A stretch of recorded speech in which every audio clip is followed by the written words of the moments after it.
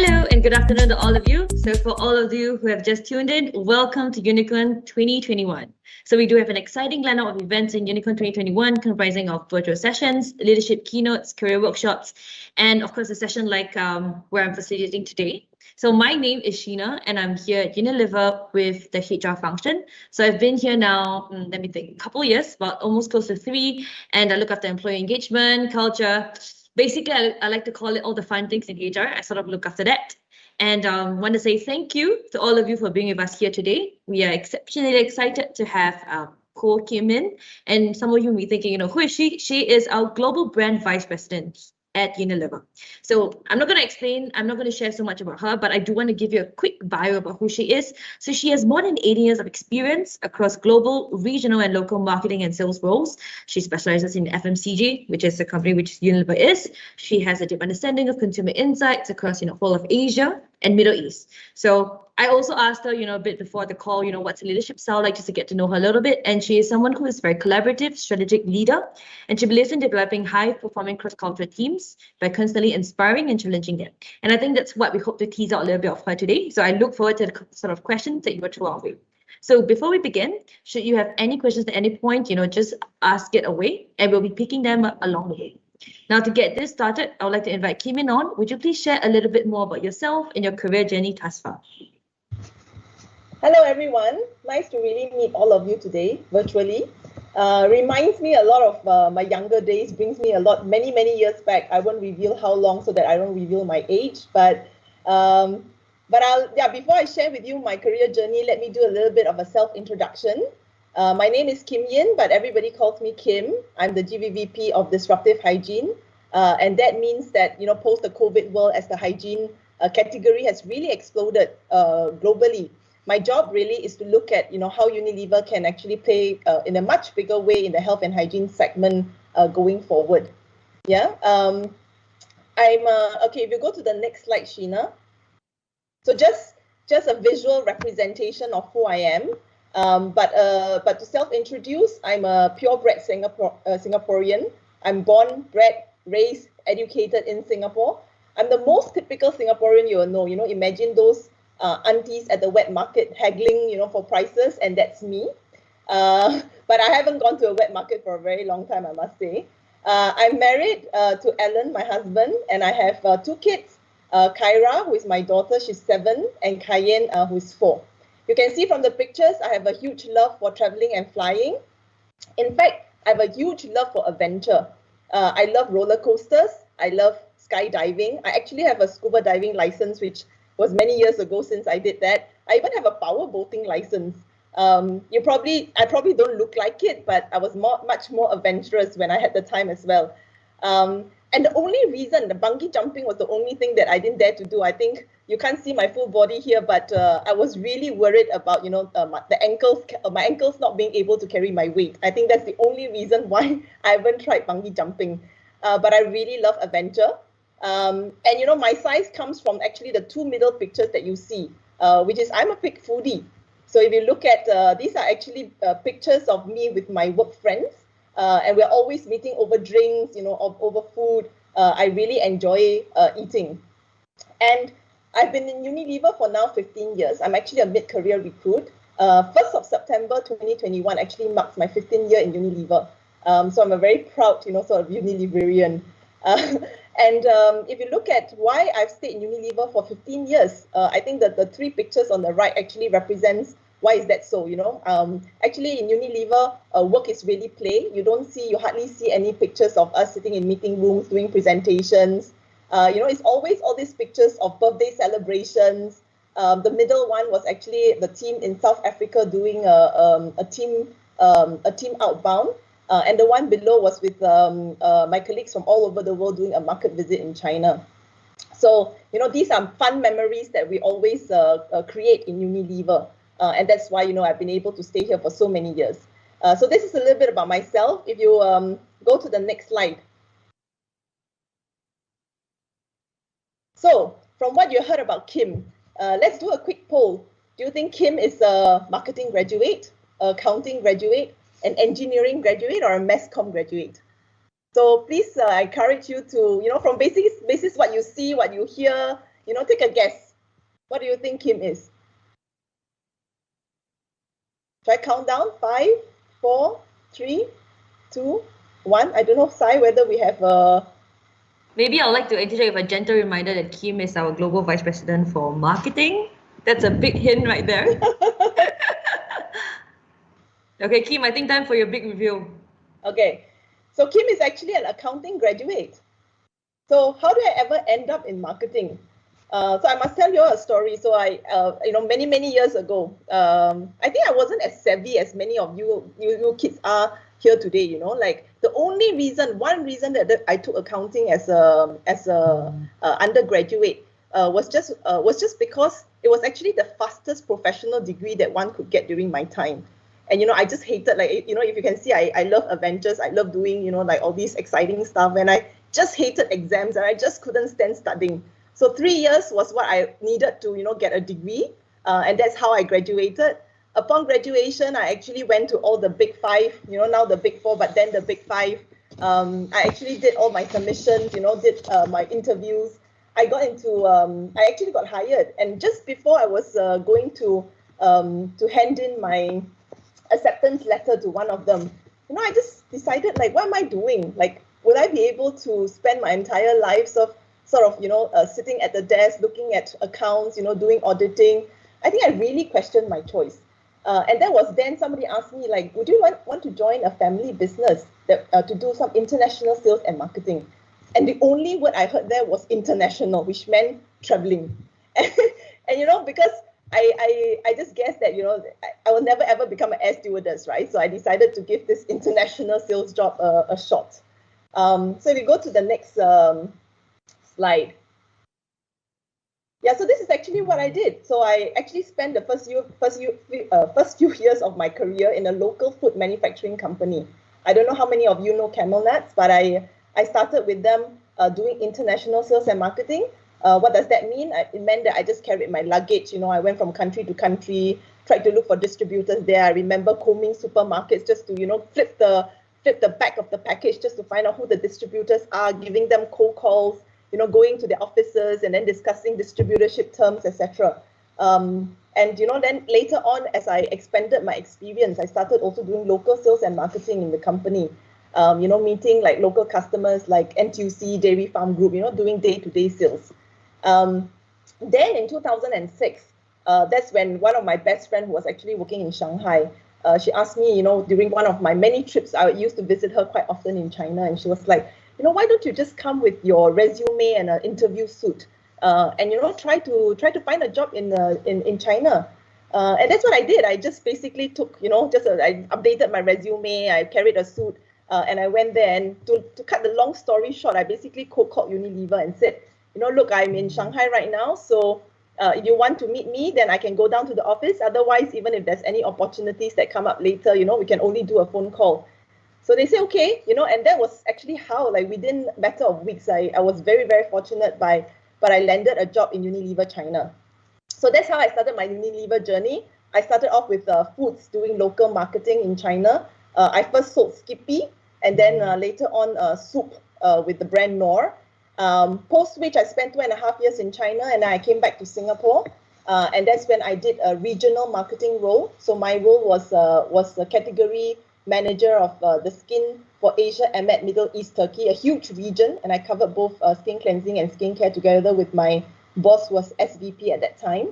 And then post that, I actually did I spent the rest of my career until now doing mainly global roles. So I've done a couple of brands like Lifebuoy, Dove, Vaseline Skin Cleansing, Clear Cleansing, as well as Clear Hair. So I've been now close to 10 years, I think, in global marketing jobs. And I really love it because I think that's where we really understand consumer needs. We actually develop products, we craft brand strategies and plans, and we do exciting communication. And all of this in this great environment that I will try to tell you a little bit more about. Yeah, so this has been sort of my career journey. So if you go to the next slide. So these are the brands that Kim has worked for. So what brand is Kim? So what is Kim's purpose? I think purpose is a very big word. And if I would try to, sort of break that down, it's basically what do you want to be known for? Like, what's the authentic you? What is that guiding light in your leadership? And for me, I think the way I looked at myself is I actually believe that people can achieve much more than they think they can, especially when they're being challenged. And when they are challenged, they tend to achieve much more than what they're expected of. So I myself personally, I really enjoy being challenged. And, whenever I'm given a challenge, I think that's what really drives me. And I feel very delighted when I see that, when me and my team together, we actually achieve, when challenged, we achieve much more than what we set out to do. And I think that gives me a lot of joy and delight. And therefore, my purpose is to spark these challenging and disruptive adventures for myself and for my team. So that, we craft a delightful journey for ourselves to achieve amazingly outsized outcomes that never seem ever possible. So that's Kin's purpose. If you go to the next slide.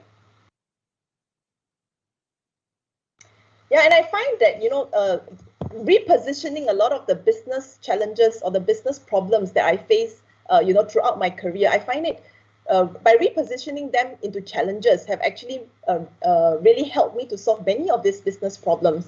So one of these examples I want to share is this Dove skin cleansing from China. And most of you know, body skin is a very low involvement category. It's not like the face. Everybody, put plenty of stuff on the face, takes care about exactly how they want to wash their face, what product they want to use. But it's never so on the body. And for many years in China, we're selling Dove as a very functional product, like 1 quarter moisturizing cream, provides superior moisturization to your skin.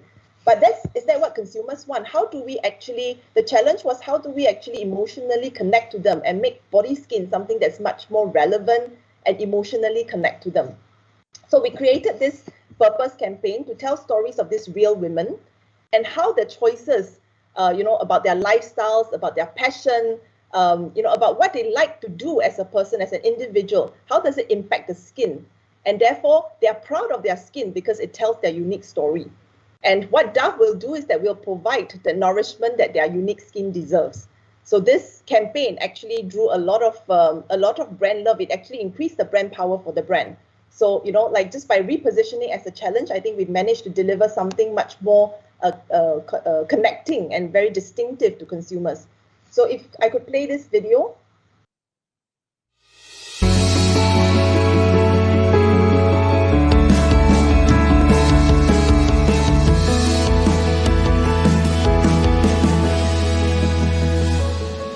从3米跳板到水面只有1.3秒。梦想的道路上，你可能会受伤，那肌肤可能会有疤痕，但是它是见证了你的成功跟失败的。我第一次到海下面的时候，看到了很多我在陆地上看不到的一些颜色，给我留下了一个非常深刻的印象。我是65岁开始跳钢管舞，已经8年了，有一种在空中飞翔的感觉。我到现在为止呢，是去过60多个国家，因为我对这个世界就是抱有一种非常大的热情和好奇。喜爱越野跑的话，其实是因为喜欢去不同的地方看不同的风景。我喜欢陶瓷，因为做这个东西的过程，内心是很安静的。防晒霜对珊瑚是一个致命的一个伤害，所以我们潜水员抵触防晒霜。长时间进大会让我们的皮肤变黑。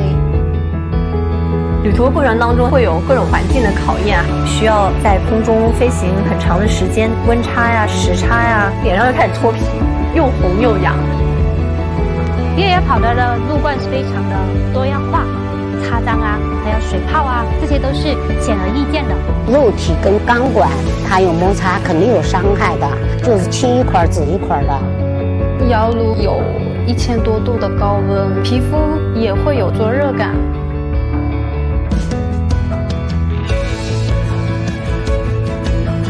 我不在乎自己变黑，我觉得我现在的肌肤的状态、颜色堪称完美。皮肤有时候也有磨伤，滋养一下呀，也是挺好的。因为我喜欢舞跳，那就像皮肤一样，并不是说白皙就是美，可能会留下一些疤痕，这就是它最真实的一面。伤疤是自己努力奋斗的一个印记嘛。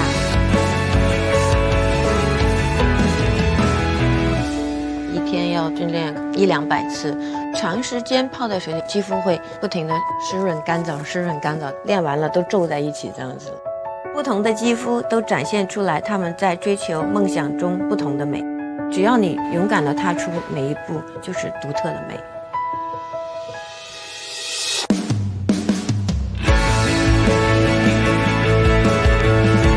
现在我也爬到了车外面第一次哦，我的肌肤亲近高温，我的肌肤享受变化，我的肌肤越跑越远，我的肌肤猎灵舞动，自然朝飞，肌肤有我，美感不同。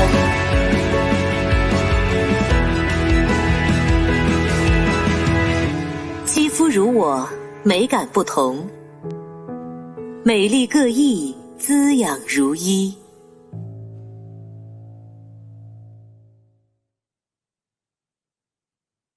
Okay, I don't know how many of you saw that story of that 72-year-old pole dancing lady. I think her story really inspired me. You know, if she can do it, we all can. If you go to the next slide. Then there was another challenge for Dove in China as well, that, you know, people saw Dove as a brand for older women, like, you know, almost my mom, their mom, obviously this is like, you know, the Gen Z. I think the challenge was, how do we make body wash sexy and engaging for these younger consumers? And therefore we created this Haiti body wash. And, you know, most of you would know Haiti, I hope, but, you know, they're famous for this drink called the peach chizo. Basically, we mimicked this body wash with the peach chizo, having a biphasic kind of body wash with the top layer, which is this whitish milk layer as the soya milk essence and ceramide, and, you know, the bottom layer as the peach extract body wash. That when you use it, you shake it, so that you can actually have a revitalized summer skin. And this product was a hit with consumers. It became like Tmall's #1 innovation in 618 last year. And we really built the brand and connected with the younger consumers in China. If I go to the next slide, I think somebody was asking me about a hygiene example. Okay, this hygiene example is one that was pre-COVID, but it's very close to my heart. So pre-COVID, you know, germs is not something that consumers talk a lot about. In fact, most people don't even remember germs or, you know, remember to practice hand hygiene habit. So one of the biggest challenge was, how do we remind consumers at germ hotspots, you know, that there are germs there, and, you know, you need to practice hygiene habits, and Lifebuoy protects you from germs. So we actually found these very contextual areas where, you know, consumers come in contact with millions of germs, and bring our education there. So one such hotspot obviously is supermarket trolleys, you know, where thousands will actually touch the trolley every day. So what we did is that we created this sanitizing device, which is this, you know, this round device that dispenses sanitizer, and all you have to do is just swipe across the supermarket trolley, and it actually dispenses some sanitizers on the handle, killing the germs on the handle before you touch them. And, you know, what a contextual message that you can have, right? That, you know, you need to remember that there are germs here. Lifebuoy protects you from germs, and in a place where it's a supermarket, where, you know, you actually can actually purchase Lifebuoy there and then. So that was one great example that we did. The other one was this Lifebuoy soap red packets. And these soap red packets are actually made up of soap. So the communication that we did then, you know, we actually gave this out as promotion items during Chinese New Year in Vietnam. And what you do, the message that we give is that, you know, you receive these red packets as good luck during Chinese New Year, but it contains money, which contains millions of germs. And therefore, you know, you need to remember to practice your hygiene habits during occasions like Chinese New Year, so that not only you have good luck, but you also have good health. Yeah, so this is a great example that I really loved. If you go to the next slide. Yeah, and even interesting things like this. So I don't know how many of you have tried to, you know, get maybe your nieces and nephews to wash their hands. But I guarantee you, as a mother of two, that it's harder than you think. And I often delegate it to my husband, say, yeah, please go bring them to wash their hands, because it is difficult. They do not want to go get away from, you know, their toys and their fun time to wash their hands. So how do we actually make hand washing fun? So we created, for example, this color changing hand wash. So this hand wash, when you pump it, It comes in foam, so it's very easy to spread on the hands of little kids. And it actually comes in a colored foam, so in pink or green. And as you rub them in 20 seconds, the foam actually turns white. So this is to indicate that the germs are gone, because it's impossible for the kids to know exactly how long to wash their hands, right? And it also makes it fun and exciting for them so that they actually want to do it. So isn't it fun to create these kind of innovative, products to consumers? If you go to the next one. And this is my last example. Lastly, what's more cool if you can do your job, get people to buy from a unisex body wash to a men's specific body wash, and at the same time get to meet a handsome man and take a picture with them, with him. Isn't my job sexy, Sheena? I hope you agree. Yeah, over to you, Sheena. Thanks, Kim. Super. And the thing is that, fun fact, in our Unilever office, of course, pre-COVID, we used to have these posters all around the office. So whether they're on the lifts, in the lifts or around the walls you see. And there was this, I remember this 2 to 3 months where every morning you have Ronaldo greeting you right before you enter the lift. I mean, what a way to start my day, and a lot of my colleagues as well. So, Kim, I think we do have a couple questions that are coming in. So before we move on to the next part, I think we have a couple questions from Sharon, from Wayan, and from Vishaka and Joy as well. I think just to summarize the questions, it's really, you shared a little bit on the different sort of marketing that you've done before. So I think which one is the most memorable? If it's one of them, what and why, or if there's one that just pops out into your mind, please share what it is. And a follow-up question to that is, how do you continue to innovate and keep consumers engaged, especially in the hygiene sector today? Yeah, I think on my career, what pops out to me, well, I personally really enjoy global marketing, but I don't think I would have been able to do my job really well if not for the fact that I've also had experience in local marketing as well as regional marketing. Because ultimately, I guess to be able to, if you look at your career from a longer perspective, ultimately, it is about collecting the kind of experience, because it will help you. It will help you to understand local markets better. It helps you to understand consumers better. And I think that's really the brick and mortar of what actually makes a career successful. So I wouldn't say that there's one particular one that stands out for me, but I really believe in more diverse exposure. But personally, I think for myself, I really enjoy the global marketing part of my role. Yeah. And the second question was on which one again? How do you continue to innovate? I think tricky one. How do you continue to innovate? It's an ever-changing society, but yeah, how do you keep consumers engaged in the hygiene sector today? Yeah. Well, so I think innovation is actually one of the simplest thing we do, because it's not difficult. I guess it all depends on, innovation is all about consumer pain points. Like basically, what is it that you're trying to bring to consumers to solve the pain point that they have or the need that they have? And I think as long as you stay close to consumers, you stay close to markets, and you understand, what is it that what is it that in their lives that they are trying to get byproducts to solve for. I think once you're able to get into that small nuggets of their lives, then you are able to continue to innovate. So specifically on hygiene, I think that there are many. So let me give you one most common one that I hear today, right? Is that because of COVID, because of hygiene behaviors, there's a lot of hand washing. So what are the pain points? Like firstly, a lot of people get dried hands, right? They complain about their hands peeling, it's painful, or we get complaints about kids not wanting to wash their hands. It's so difficult to convince kids that, they need to wash their hands. And these are consumer pain points that we'll continue to solve for. So for example, Dove this year, we launched in US the first ever hand sanitizers that not only kills 99.9% of germs, but also gives 8 hours moisturization. So these are exact innovations that we innovate. And it will continue over time, because consumer needs evolve over time as well. So we'll ensure that we innovate to keep ourselves updated to what consumers are looking for. Thank you, Kim Yin. I think we do have a bit more questions coming up, so I just wanted to switch gears a little bit. Interesting question. So a few of them asked, what are some things recent graduates should prioritize to achieve success? I'm just starting on my career. What should I look out for? So as you will know, we are in the midst of a lot of aspiring graduates here with us today.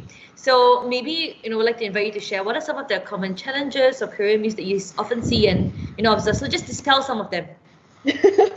Okay, great. So let me go to my next section, which is career myth. I must share with you guys an interesting nugget, which is I didn't know what career myth of kids these days are. So I actually had to go around asking, ask younger people, like, what is your career myth? What do you believe in career that maybe I could bust some of them? So, well, I collected a few of them. I hope I've gotten them right. But if not, then, please feel free to ask any other questions later on. Okay, so let's go to the first myth. My career choices must be perfect and suited to my talents to succeed in my career. So I need to be made to be something. I must be talented in something. And if I'm not talented, I'm not creative, can I be a marketeer, right? I think the truth is that there is no such thing as a talent in a career. I think more than talent, you should really be making career choices that are congruent to your passion and perhaps your purpose, right? If you have one, as far as possible, because I mean, from my experience as well, I truly believe that only when you enjoy what you are doing, when you're passionate about something, when you challenge yourself because you believe you can, rather than you already have the ability to, because you believe you can, you challenge yourself, you push limits, you will exceed expectation and at the same time enjoy it. Because I don't think I know of anyone who have really succeeded in their career not enjoying what they are doing. And therefore, I think if you are truly passionate about a job, you will succeed. So of course, I don't think there's a perfect choice in career, especially when you've just graduated. I mean, obviously, unless you're a doctor and you want to save lives, and I think that's a no-brainer then. But otherwise, I think be also open a little on what opportunities that might come, and you feel that one that comes in your way feels really excited, and you feel that you would love doing it, then just give it a shot. I think that's what crafting careers are all about. Yeah, if you go to the next one. This one is interesting. Like I got from many people this one. CPG companies are not as sexy as tech companies. Is it true? Well, I think if I find it true, I wouldn't have been in Unilever for 15 years. And if I haven't convinced you what I do, on a day-to-day basis, doing all these innovations is sexy, then I also don't know what will. But of course, I think this one, again, let me bring back to the first thing of your passion. If you are one person who believes in, you like tech products, you like developing tech, you like developing softwares, then yeah, by all means, I think, go to a tech company because that's the heart of what they do. But if not, otherwise, I do find CPG companies, the work in CPG companies a lot more encompassing. And like in Unilever, for example, we have brands with very strong purpose, and we actually have products that impact billions of consumers on a daily basis. And like what more can, like, if you are a person who believes in purpose and helping and making an impact in people's life, I mean, what's more sexy than joining brands like Lifebuoy, which saves life? We really teach kids hand washing behavior that saves lives, and it's very important for consumers in places like India, Indonesia, Vietnam, where they actually only wash their hands with soap, with water and not soap, and literally a soap can save their lives. Or even Dove, that strengthens the self-esteem of young girls so that they don't get bullied in school, they don't feel small about themselves. Or Rexona, that spreads positive message of movement, of the power of movement. Inspiring millions of people across the world to get up and get moving. Like, I find that sexy. Yeah. If you go to the third one, big MNCs are too hierarchical, and I won't make an impact as a new joiner. I don't know much about many other companies. I mean, for MNCs, I've only been in one Unilever, but I truly believe that there is a difference in Unilever. I think just the culture that we are. We are a very different company. I really feel that Unilever has a very diverse culture. And when I mean diversity, it's not only about the gender, the nationality, the race. It's also a bit about this seniority. Like, a lot of my teams, we are made up of seniors like myself, but also very, very young people who have just joined the company. And I don't know, most of you would have friends who have worked in Unilever as interns or, new joiners. You must have heard that many of them have very open conversations with their directors, with their VPs, even their EVPs.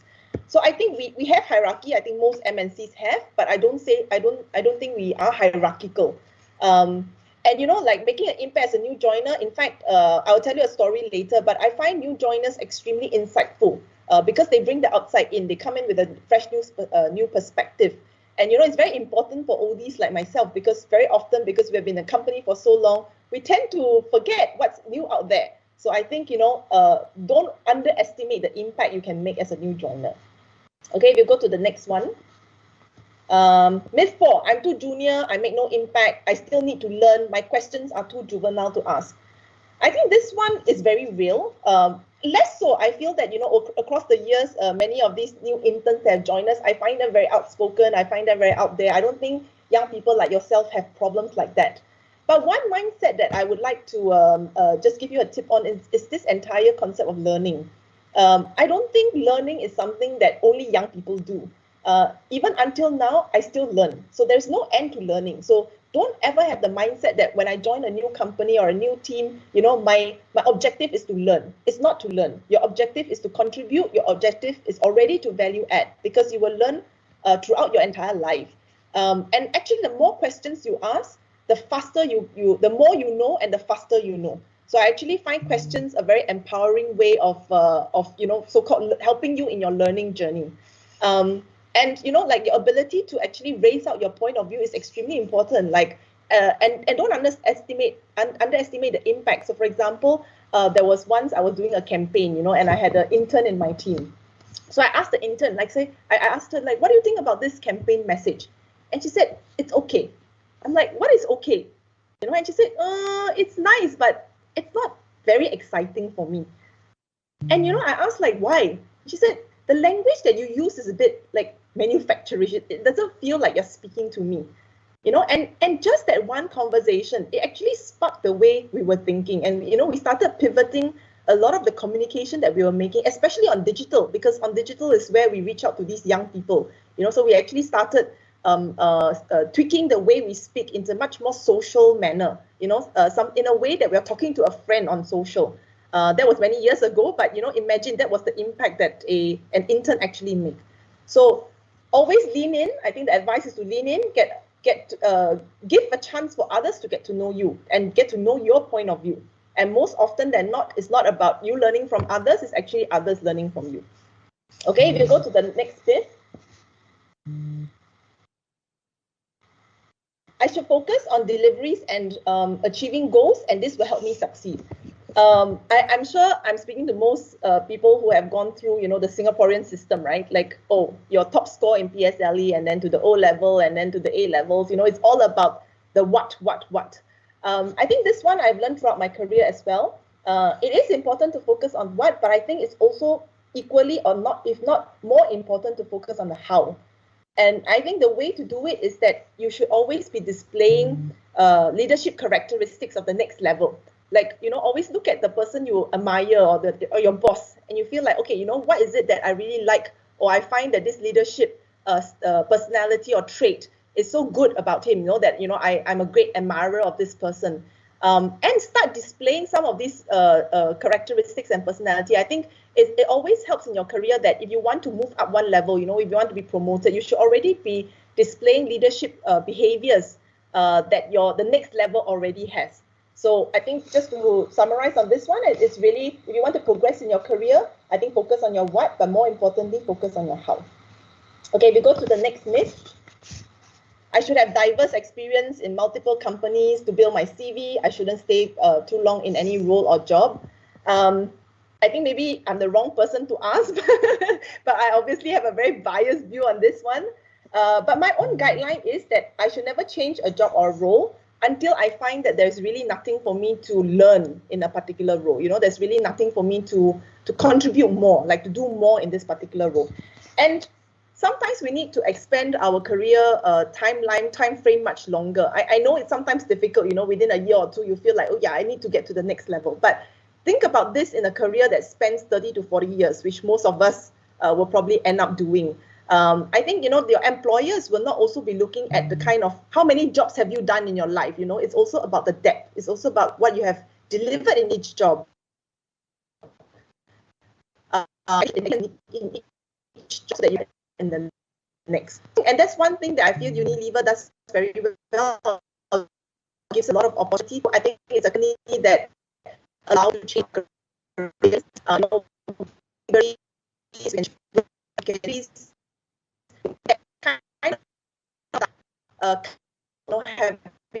building up I would just do a to say,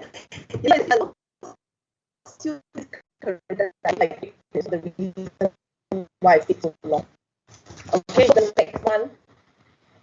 I think this is an important one that I want to lend, especially in Koreans.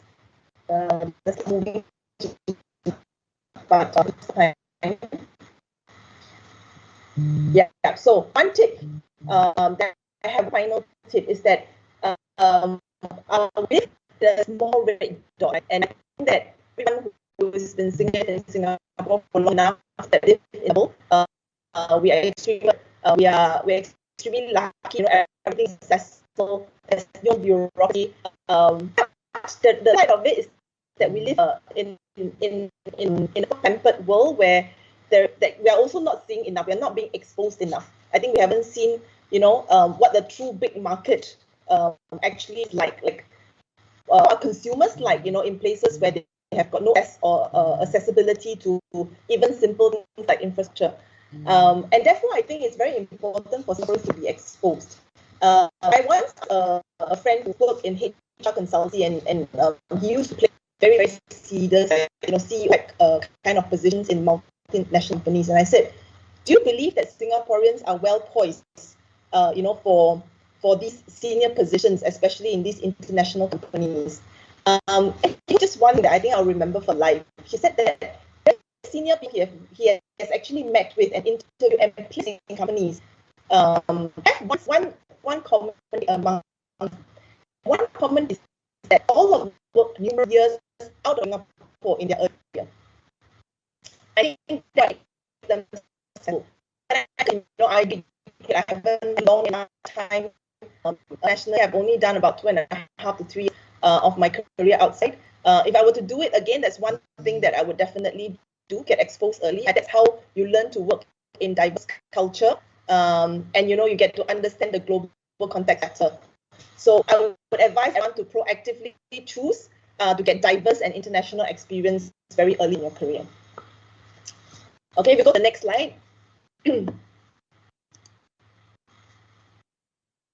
Okay, to summarize, so what would I say my career experience or my career, mantra has been? I think it's this 4 Ps that I would summarize. I urge every one of you to at least know what is the direction I want to go towards. Drive us with passion. You need to love what you and do what you. It's very cliche, but I think it's very true. And I believe in performance, which is why performance of the back now. And I believe that was exhibition, the overlap of success. So I find this a brilliant quote. And the last one is to say that our careers are going to be long. There will be ups and downs. One thing that I would let the persistent one that important, and as long as you eventually reach your destination. Okay, and last before I end my very long speech is to have fun. 40 years of career life is not going to go anywhere if you're not having fun. People used to tell me, like very senior leaders in Unilever tell me that, for them work is play, play is work. I never used to understand that, but I think, at this point in time in my life now, I do. And I think that's what keeps us going. So remember to work hard, but remember also to have fun. Okay, thank you, everybody. Now hand over to Sheena. Thank you, Q, for your sharing. I think through your sharing as well, we keep receiving questions, and I've been taking all the questions and I've been marking off because you've been sort of answering them in your questions. There was this lady, Shi, who asked, what is one thing you wish you would have done differently? You also share a little bit in terms of diverse experiences. So I think that would be one thing I've done. Maybe let me just jump straight into 2 or 3 questions that really catch my eye. I think the first one is by Hui Xian. Could you share with us how you personally have grown as a leader over the years? And I think I will combine that with a question from Vishaka. If you could share, 3 major learnings from your journey in Unilever, what would they be? Wow, very difficult ones. Okay. First one, like what would my what was the first one again? Now I'm very stuck with that 3. Yes, they're not letting you off easy. So how have you grown, as a leader? And, maybe what are how have I grown as a 2 or 3 leader? Exactly, yes. Okay. Well, so I think the evolution of myself as a leader, it's really evolutionary. I think I started off like a lot of this myths that I was telling you, I happened to as well. I used to be a person, not forget a leader, I used to believe also that, to be able to succeed, it's a lot about doing, it's about showing, doing. And I used to think that even leading a team meant that, that I need to be performing. But I think I've evolved that over the years. And I think one of my biggest career learning for myself is that, it's actually learning, doing through others. It's actually leadership.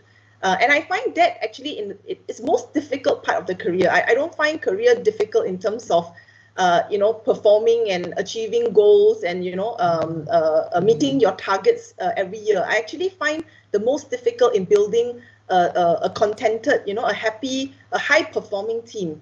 And I think I have really evolved in that over the years, and I think a lot led by also the purpose that I've set out to do, which is to challenge and guide teams towards a bigger outcome that they first started off with.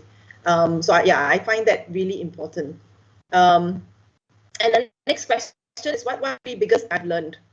I think I covered a lot of that. I probably covered a lot of that in my myth. But I would say that one big thing is that everyone, I really believe that everyone continues to learn in their lifetime, throughout their career. Sometimes, like we might say, oh, look at that CEO and how great that CEO is. But I also realize that this CEO, any CEO that you speak to, I think they continue to learn. The world is so competitive today. And I think one doesn't stop being perfect at any point in time. Like one just needs to continue striving, learning, keeping up with times, like evolving with the times as well. I think that's really, really important. Okay, thank you, Kim. I think in the constraint of 2 time, minutes, right? Yeah. Yes, in 2 minutes, I will request for a 30 seconds answer to this question. Switch gears a bit back to your early part of your presentation. A question by Philip: What are the challenges associated with appealing to more niche markets, and how have you been able to overcome them? What do you mean by niche markets? Appealing to niche markets. Yeah, he said niche markets, so maybe some specific categories. Anything that pops up in your mind? Yeah. Well, so I think niche markets. Look, there's always a balance between how do we want to go to niche markets, because the business size generally are much smaller. But on the other hand, appealing to niche markets also guarantee a bigger success, because you are much more focused on a particular segment of consumers or the market. So I think it's more a business question in terms of the balance. But I always believe that no matter whether it's niche or mass, there is no difference in success as a marketeer. The only thing is that you need to really understand your consumers inside out. You really need to understand what's the insight, what's the pain point that you're trying to solve. What is it that they need? Because nobody's going to buy a product that you sell them. They will only buy a product that will actually solve something in their lives. Yeah, so I think this is one big thing. Thank you, Kim. Really sharp and sweet answer. The last question, of today, I think came from China, and I think before I ask, I would like to thank everyone for submitting their questions. I think we will also take some time to answer them through our social media pages as well. So, Kim, as a global brand vice president, this China, she heard me right from the start. How are you connecting and inspiring your team members to lead responsibly towards a more inclusive and sustainable motive for Unilever through virtual setting, especially in post-COVID era? Sorry, you were breaking up, Sheena. What was your last part of your sentence? Sorry, the question revolves around how are you intending to connect and inspire your team, especially through the virtual setting in post-COVID era? Setting. Right. Okay. Actually, to be fair, we are quite lucky for those people who sit in Singapore. I mean, the country is opening up, and therefore, virtual is not the only way to actually connect with many of our team members based out of Singapore. But you're right. I mean, we have many of our other team members and global leagues that sit in other markets as well. Obviously, I think nothing will beat a face-to-face, like a physical connection. I think that still remains very, very important part of everybody's lives. But having said that, I think everybody is making the extra effort. We do, arrange to connect with each other on a very regular basis. We meet each other like every week on Teams, at least for 1 to 2 hours. But more importantly, I think we go also beyond business. So within that 1 to 2 hours, sometimes we actually have extra sessions where, we just talk to each other for social purposes, and also celebrate birthdays. We still do celebrating birthdays. I just came out before I joined this call, a baby shower celebration for 2 of our members that's sitting one out of India and one out of Pakistan. So I think those connections will continue. It does need a special effort. I do hope that the international travels open up soon. But otherwise, I really feel also that with the extra effort, everyone can play their part. Thank you so much, Kim Yin. And I think with that, I would like to close this session. So thank you for sharing your thoughts and views candidly. Thank you for everyone who's been with us for the past 45 minutes and for your insightful questions. I hope you're inspired by Kim, because for me personally, I am. And I'd just like to re-quote something that Kim mentioned. When you enjoy what you're doing, when you challenge yourself, you will push limits, you will exceed expectations, and you will enjoy at the same time. I 100% agree with this. So before we close this session proper, I would like to do a quick shout out that applications for our internships and our management training programs are now open. Explore our brands and learn more about us through our social media channels. And as I mentioned, questions that are unanswered now, we will try to keep them, answer them in our IG page. And lastly, do explore the platform, stand a chance to win Unilever prizes, and stay tuned for our next session on Digital Application 101 with Shah Osman at 4 p.m. So with that, thank you and wish all of you a good day ahead.